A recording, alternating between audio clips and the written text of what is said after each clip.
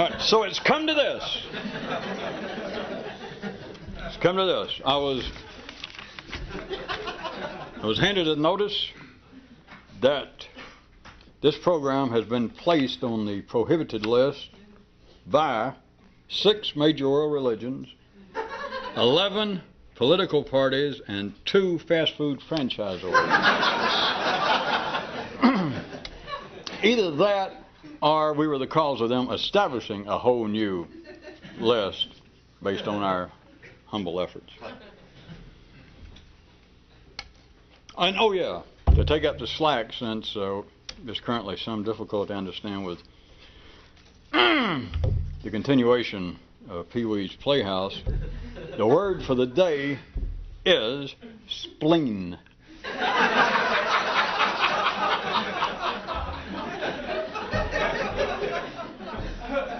Oh, and the network asked that I counteract that somebody announced last week that the word was "so's your mama," and it was not. We're back to whatever we were talking about, and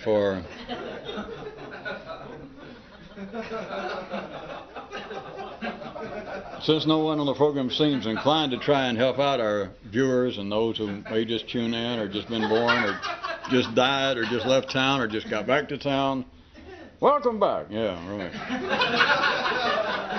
At any rate, all these terms and stuff, it's not to be weird, but this thing about me calling it a neuro-revolutionist, which I stole that from Kyroots, I'll admit that. But, remember, a neuro-revolutionist isn't a person. Yes, he is. It's a new active area of a person's brain. Now, after saying that and making double hand gestures, surely you can remember that. All right, I can. All right, here we go. We were last talking about how men are not only not required to give their full thought and attention to the ordinary job of being a human being, but also how it would take a non-standard person, all right, and you're a revolutionist,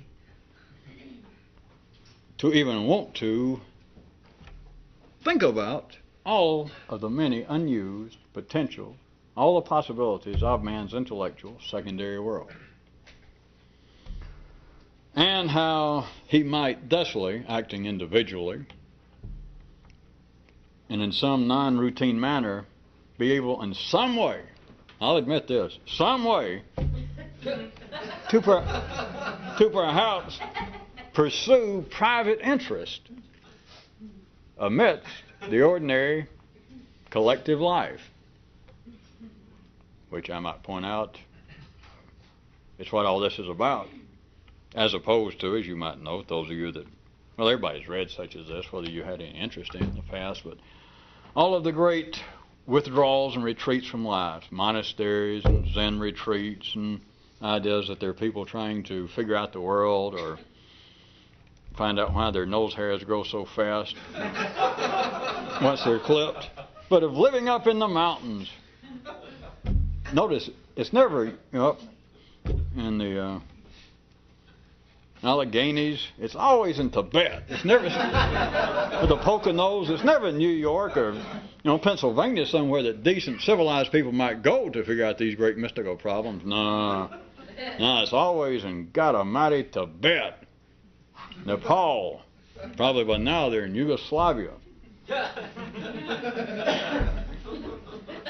But at any rate, this sort of thing, whatever it is, being a neuro-revolutionist, has got to be in some way attempting, since I think we have established it, or you have established it to my satisfaction, that this kind of real thing has nothing to do in any operational sense with physical matters. It's not learning how to raise the dead or to make the small members that constitute your parliament increase in size, to speak metaphorically. It's not to make your nose shrink, your ears shrink, your breast to swell up. If there is anything to real change in one's lifetime, which is all we're talking about, is it got to be here. And to be here, it has to be that in some way a person is looking after their own personal interest, whatever that is for the time being. There's got to be some sort of personal interest that one is pursuing. But what I was going to point out a little more in the introduction, is that what that is? Yes. Is to in some way be trying to pursue one's own private interest in the midst of ordinary, notice, ordinary collective life. Because the idea of retreating, the idea of, for those who go on the West Coast, hermetizing oneself. Jesus, do you realize now that's going, next week that'll probably pop up in the Time magazine. They'll be interviewing somebody out on Venice Beach, and none of you out there worry about it. And somebody will talk about hermetizing oneself. Too bad you can't copyright flim flam, isn't it? I mean, new terms, new insights.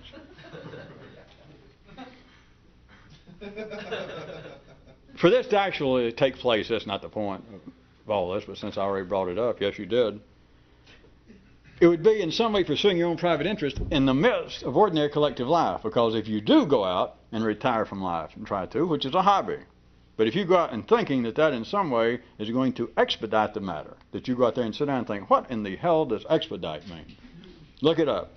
That's going to help you, to get away. Now, it might help you. It might get the taxman off your back. It might get the repo man to where he cannot find your pickup truck.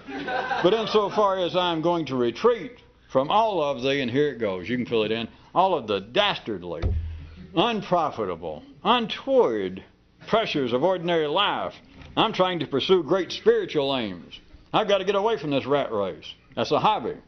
Because to get away from the rat race, do I have to tell you what you're getting away from? Not that you can do it, but you know what you're trying to get away from, don't you? To find the Kyroot tonight. Anybody tell themselves, welcome back? They is not a revolutionist. And if they are, if they tell themselves, well, welcome back, glad to see you, they have got to be bloody kidding. There's nowhere to run to. Not if you're going to pursue any private interest, which, as always, from certain views, would apparently be just the opposite of what you should do, because an ordinary mind could say, well, if I'm going to pursue some private enterprise of my own, some private interest, one of the fastest ways to, what was it? Expedite. Expedite the affair would be if I do, in fact, get away. You got me there? If I can get away, meditate, vegetate, contemplate, reflectate, expectorate. No one comes to mind, but I don't think I'll say that. But after all, if you are a hermit, it may come to that. I don't know. Fill in your own. Imaginate. That was what that at first glance, by any reasonable view, you would think, well, if a man was going to pursue his own private interest, whatever, that would be the thing to do, right? Is to get away. Hey, you got me. You know, I'll admit it. You know, when you catch me, I'll admit it. So we'll just skip that. If there's some way that somebody could intellectually, and of course this is more than intellectually because we're speaking about an actual ignition of one's brain that is not necessary in the area of one's brain. So it's not just the sense of thinking of collecting new information, like collecting Kyroots, collecting what you might hear here or anywhere. That's not it. It is the actual physical activation of a part of the brain. That's what the neural revolution is. But at any rate, if that is the private enterprise that one is after, to hermetize oneself, to get outside the ordinary collective, and you can fill in any adjectives you want, it makes no difference. The only thing it would do is reflect your degree of denseness. If you start about, yes, the unprofitable, yes, the overbearing, the dangerous, ordinary conditions of life. No. That's your old address. We'll get to that in a minute. But to say, well, I'm going to escape my old address, that's one thing. But an ordinary person trying to extract themselves from the so-called, or from ordinary life, the pressures of ordinary collective life, is not only to leave your old address, but you leave there what? Not humming. And if you leave any place going, need I point out to you, you ain't left. And if you think you do, it'll only be a few seconds later, you'll say, welcome back. Except you will not be kidding. So much for the intro. Now into that's. I'm sure all of you know that have your VCRs that's where we stopped last time. No, it's not, but what the hell. All right, so now we're starting tonight. There's several stories that I know you've been wanting me to back up and pick up, which just shows a sequential turn in mind because we're not. It's just that we were going so fast at the time that we didn't get them. Several recent Kyroots that, regardless of the fact that I know some of you do not have a trapeze and you do not see a net, we're going to make them fit into what we're talking about tonight. And a man over here said, that will be no great trick since I have no idea what you're talking about already.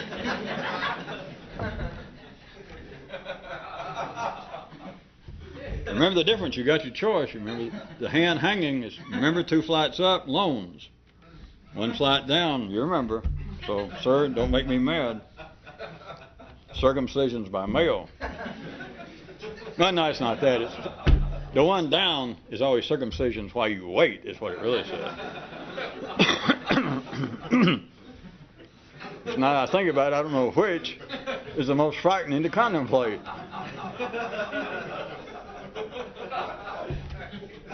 Because you actually did see one that said, circumcisions while you wait. Wouldn't you have to go in and say, now first, I'm just asking for information first, sir. Whoever's behind the counter and say, your sign, it goes yes. You say, as opposed to what? That was what I was inferring suddenly. Some of us found extremely frightening to contemplate the withal. All right, a couple of stories that are related, perhaps just by the skin of your teeth, but you remember the one. There was a warrior who, when he finally saw the leash around his neck, turned to an aide and said, if the hand on the other end of that leash is not mine, shoot me. And also, since it's going to get drug in, you recall, it wasn't actually a story, it was just a Kyrootian sentence that said that all slaves, all captives speak ill of their masters, except the revolutionists. Okay. Starting off basically with the story of the warrior seeing the leash around his neck and what he said to the aide. And all of you who caught the part about a new revolutionist not being a person, you do understand by now that the story has nothing to do with a friggin' warrior and an aide and a leash around one's neck, does it? Not any more than a Euro revolutionist is actually a person, which I start off telling you he's not. So, consider it would be some sort of extraordinary person. I'm not trying to play with words too much, of a Euro revolutionist, some sort of non-standard warlord, somebody here out of the ordinary. It would only be such a person who would tolerate, who would recognize no hand at the other end of the leash but his own. Which, for those of you that could be slipping up and hearing some of this, let me point out, within a three-dimensional reality is impossible. Okay. So don't stop and try wrestling with Philosophy 101 or your high school project where you had to read 2 pages out of classic comic books life story of Bertrand Russell or something. You know? Don't stop and get hung up on any of the ideas, the closet, the three-dimensional theoretical ideas of freedom and etc. Just wait a minute. That means just wait a minute. It would be such a person who would only, and you can put all this in quotation marks unless you're so good that you have ripped the key off your typewriter, as you should. It would only be such a person who would recognize tolerate the leash is being only held by his own hand. Is that enough quotation marks to last you the rest of your life? Because all that infers to an ordinary mind is, wait a minute, it can't be as simple as it sounds. That's what the inference is. But I only did that for a dramatic effect, plus my fingers are jumpy, because a Kyroot just a few hours ago pointed out to you that those who do not understand, those who cannot understand plainly and directly what life is about, then must pretend that they do so in a real fancy-antsy way. Which, if any of you need examples, I refer you, walk out the door and turn in any direction and find a church, find a philosopher, find someone drinking, find your uncle, find a cousin, find anyone. If you say, have you ever considered what the purpose of life is? And if they don't immediately kick you in a private part of your body or laugh at you, if they show any sign such as they may answer, you can count on this. It's going to be a fancy-antsy answer. You know that. I assume you didn't miss the point without it being an attack on anybody. Go ask the world's greatest learned rabbi. Go ask a priest. Go ask the head of the philosophy department at the University of Arkansas. Anywhere else need. Ask them to explain life. Find some guy dressed up in a robe living in the Poconos up on a high mountain. And ask them the meaning of life. And if they say, yes, I know, and especially if they insist that this being the modern day free world, that you have every opportunity to give them a large sum of money before they answer, you can depend on this. So they say, yes, I know. I have spent 400 years working on this problem, and now I know. Now you can count on this. The answer is going to be just like religions. Not to pick on them, but look at them. What's the nature of life? What's the, where did we come from? What are we doing here? Just what's going on in life? And they'll tell you, we know. Of course, they would be more humble about it, and priest and all religious people, to pick on them again, the easy example, would say, now I'm not saying that I personally know. The only reason I know is that I have my hot little hands on a Bible, on a Quran, on the words of the great forces. So yes, it is possible to know what's going on. Well, would you tell me? And if they say, yes, I will, you can count on it. Well, you know it. It's going to be a real fancy-antsy. And those who claim, in case you hadn't already figured out, we got a minute. When you get outside the mainstream of those great religions, the organized religions, and you get into the so-called cults and the world of mystical religions and metaphysics, who their first shot, of course, to get the parade going, you always got to attack somebody, and they say, well, wait a minute, religions have fallen in, most of them have already been completely painted at least once or twice beige. And so they no longer know what they're doing, and it's up to us. I'm here, me personally, I've talked to the guides, I have been on UFOs, I have been on buses that didn't stink, I've been in many strange places that the rest of you peons never imagined. That has nothing to do with the smell of a bus. And if they say they don't even know what's going on, I know what's going on. You can count on this, as you should already know. Their answer is going to be even fancier and antsier than the Catholic Church or the Greek Orthodox.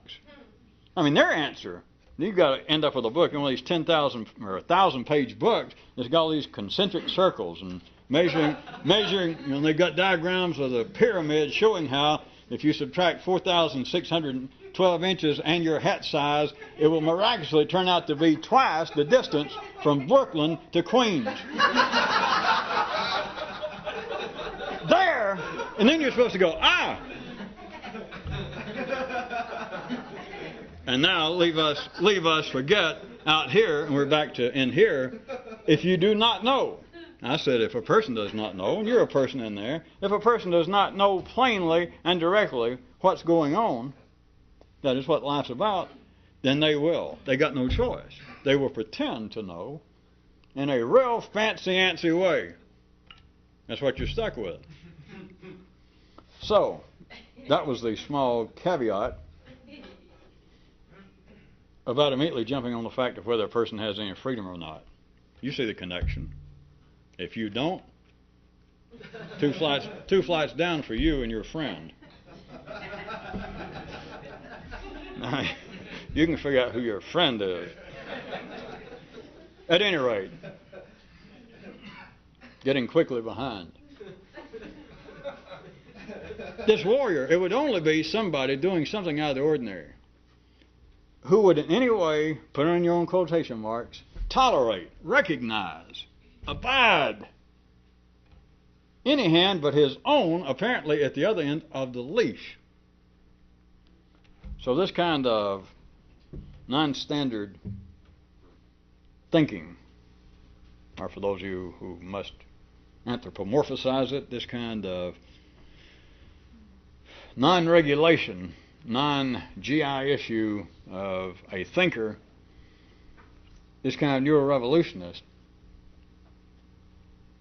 would have several, if I may describe them, which I'm going to, aspects bearing upon what we've been talking about.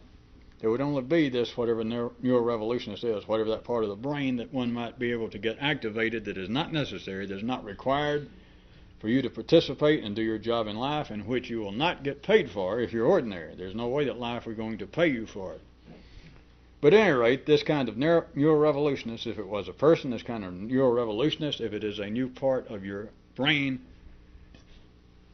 would have could do several things I suggest to you for the sake of this dramatic presentation, which in no wise should substitute for any psychiatric care under which you might be currently obligated. Nor should it replace if you are drinking every day. Do not try and stop cold sober and replace that kind of agreeable medication, whether it be from George Dickel or Jack Daniels, and try and suddenly replace it by this sort of thing. Not unless you are... The neuro-revolution, there'll be several aspects of this. One is, remember the story of the warrior, and remember about all captives speak ill. All right. That new part of the brain, or if you must, a neuro-revolutionist as a person. It would only be a neuro-revolutionist who would hold no grudge against his original captor. But it would only be a neuro-revolutionist who would even recognize who the original captor was, which takes care of that. Doesn't it? All right, I'll stare at some of them until somebody goes, well, sure, I understood that. Those of you at home, stare at yourself. Oh, yeah, I get that. Have me another beer. Yeah. Is it possible to even live? I hate to fall into, figuratively speaking, that kind of apparently psychological chit-chat. But who in life will not badmouth where they used to live? Who in life will not speak ill of yesterday? You understand the full symbolic question here. Their parents, or if you didn't have that, the orphanage where you grew up, the penguins who raised you, the nuns, or the people who mistreated you, the army that didn't appreciate you, the country, your neighborhood, back in school when you were doing your best to be an honest, hard-working nerd and they laughed at you. Who would not speak ill? Who doesn't have one iota of criticism, albeit well-founded? Somewhere back down drawing that horizontal line that appears to be that great dimension of time, who doesn't have some justification? I say, not just the ability, not just the desire. Let's tell the truth. Do the right thing and tell the truth. Who doesn't have a justification about speaking ill of yesterday? You understand, I hadn't changed. We're still talking about what everyone else thinks of, if they thought about it in that way, of being their captor. Yeah, I got off that plantation, but that guy, the masters that used to hold all of us, boy, were they murder. And you ask them who, although that people, I know, don't use that kind of terminology, they'd say, the people I grew up with, my old neighborhood, or it could just be one or two people. The guy, my best friend, my brother, my father, my stepmother, school, that fraternity that at first took me in, and then it turns out was a joke. They let me come over and get through Pledge Week, and then it turns out that I was the joke of the year. Everybody's got something they laugh if you tried to bring it up this way, you go, I don't care. If they didn't care, there would be no such things as religion, for one thing. Who have you ever found in life? Not that this proves a point. You should see it in your own nervous system, because it is the way that ideas cannot live. They cannot operate. They certainly cannot grow, but they cannot even survive without apparent opposition. The same way that countries, political parties, religions, and the whole world out there cannot survive. There's no way. It's just a physical law. Within a finite three-dimensional universe operated by polarized energy, nothing can live unless it has apparent opposition. Here too. So everyone has what they consider to be, to use the terms I'm using now, an original slave master, a captor. And if I didn't make anything weird out of it, even though that's not common terminology, people would agree to that. They say, yeah, I know what you mean. I used to be held by lack of self-confidence. I used to be held by alcohol. I used to be held by fear of the opposite sex. I used to be held by my hatred of my parents. That yes, I'm a better person now. I'm better educated. I grew up a little. I'm older. I'm wiser. But everyone, they would take my terms if I said, no, I just mean this symbolically. That everyone had some sort of captor. Everybody go, yeah, I did. Maybe it was just childhood in general. Maybe it was just until I found myself. Okay. But back to the Kyroots. All slaves, all captives speak ill of their captor. It's not psychological. It's got nothing to do with political or civil freedoms. It has to do with the fact that all energy, if it's alive, and all ideas, if they're alive, have an opponent, an apparent opposition. And that opposition, assuming that you're just in a fairly routine dance, half the time the opposition's leading and dipping you and spitting in your ear. And if you're just ordinary, half the time you're doing it to them. So at least half the time, people feel as though I am in the grips of the Heimlich two-step up here.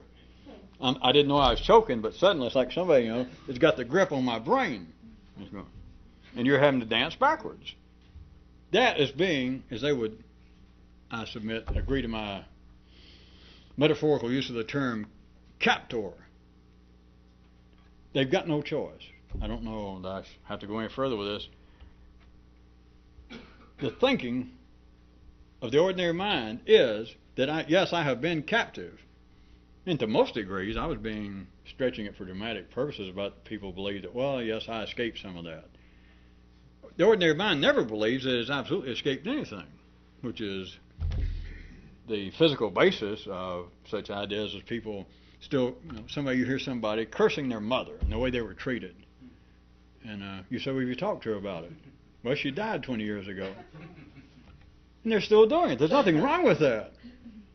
That is what keeps life alive. That is the kind of synthesis at the secondary level. That is the kind of continual reinvention. That's part of the use of human memory. That you're still dancing with, still wrestling with ideas. People who died 20 years ago. But that's nothing. If you think that's silly, you think, well, you just picked out some psychological anomaly. There are people dancing with Buddha. And by last reports, he's still dead, and that's been over 5,000 years. People are still dancing with all sorts. I hate to bring it up and frighten you, but there's some people still dancing with Charlemagne. I admit it's a fairly insignificant cult out in California, but it would only be a neurorevolutionist. It would only be a non-standard way of thinking, not faking it. It would have to be a new part of the brain, the neurorevolutionary part, that holds no grudge. And I know it sounds psychological when we run out of time for me to do it, but I know by looking at some of your bright faces that you already got some feel for what I'm talking about. Life is based upon a grudge. Life is ordinary life. Well, you find people, look at the heroes of life at any time, historically and right now, all the way from religion to politics. You don't have to be religious. A politician, whoever you thought, if you were wired up to have a point of view of some liberal, in the United States, in the Western world, and you looked upon Senator so-and-so or Prime Minister so-and-so of some country who seemed to reflect, as people say, he seems to reflect my thinking, progressive thinking, humanitarian thinking. It's always based upon a grudge, though. And not just them, I'm saying all of secondary life, but I'm saying even that which appears to be rising above the hoi polloi level. Those that the collective look at as heroes. I love what that man stands for. What he stands for is a grudge, whoever he is. In religion, it's easy to see. Of course, they will have none of that because they say, well, yeah, we got a grudge against evil. We're in favor of the gods, and we've got a grudge, if you want to put it that way, against the anti-gods. So I can't say, aha, I got you. It's based upon a grudge. Look at it. Look at your own nervous system. You don't have to look at senators. You don't have to look at Washington. You don't have to look at Moscow. You don't have to look at Rome. You don't have to look at Jerusalem. You don't have to look at Athens. You don't have to look anywhere as being some collective external focal point of religion or politics. Look at you.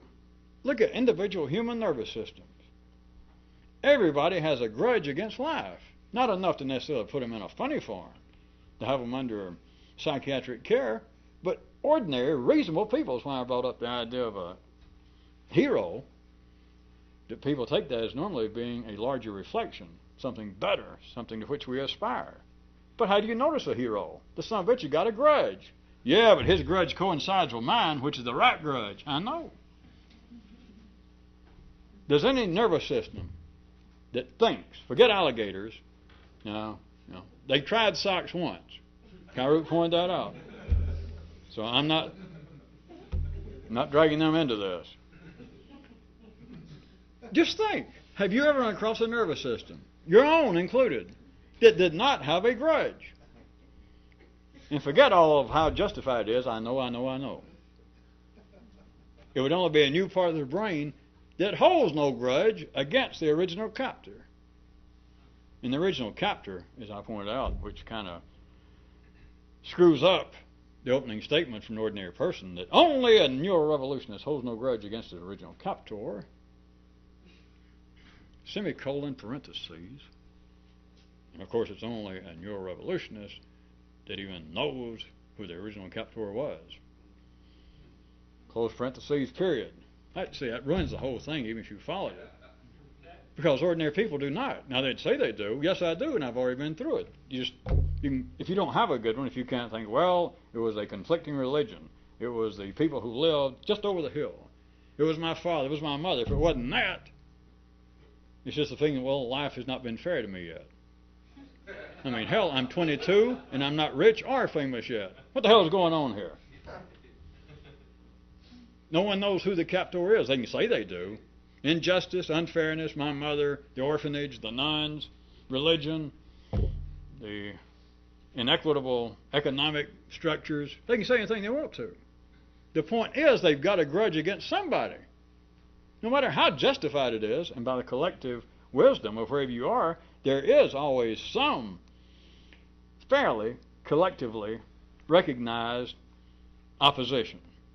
That everyone holds a general grudge. That is part of, besides what appears to be genetics, which is beyond us going into now, but what appears to be groups of people divided up into nationalities, and that, suddenly Yugoslavia is falling apart here in circa 91, and the Serbs and the Croatians. You see them on TV and you think, what the hell's the difference? I'm not going into it because it doesn't have a point other than we get closer to the genetics, and then if we're going to get that plain and simple, then we don't have to be fancy-antsy enough, if you're that good, for me to even be staying here talking, much less making hand gestures.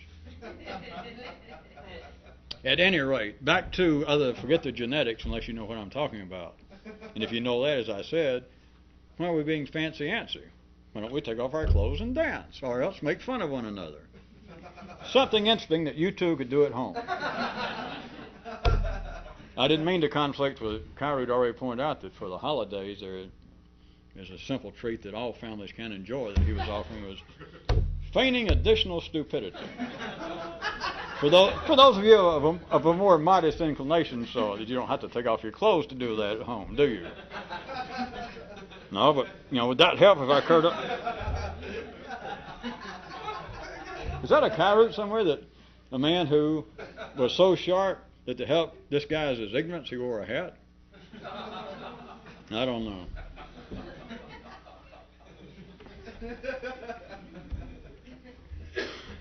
Part of what the basis that would seem to be groups of people, nationalities, villages, any kind of group that a collective identifies themselves as, hey, we're Serbs, whatever, that this is us, and then goes over there is not us, and there's a quite real distinction. The distinction is always, in part, the cohesiveness of it is that there is, in their view, a common oppressor. Of course, oftentimes the common oppressor is the people over the hill. But there's always got to be a common grudge being held. It's all of us together. We're a like-minded band of right-thinking people. And why do you identify yourself as a right-minded band of right-thinking people? No matter how they describe it, it comes out on this basis. Well, we did this because, tell me, am I right, folks? We got a grudge. Now we'll go, Look in you. Forget people. Look at what appears to be the population of your own Euro kingdom, the ideas that seem to survive, the ideas that seem to drive you, and say, all right, here comes the downbeat, let's start dancing. It's always on the basis you got some kind of grudge. Yes, I'm going to do better. And it comes out psychologically, their attempts to make those kinds of paradigms out of it. Well, this man is trying to do better in life. He says he has a grudge, but in a way it's healthy, and in a way it's not healthy, because he's trying to outdo his father. He's trying to prove that he knows the right way to live because his mother was an alcoholic and a nymphomaniac, and he will drink nothing stronger than distilled water and has never had sex.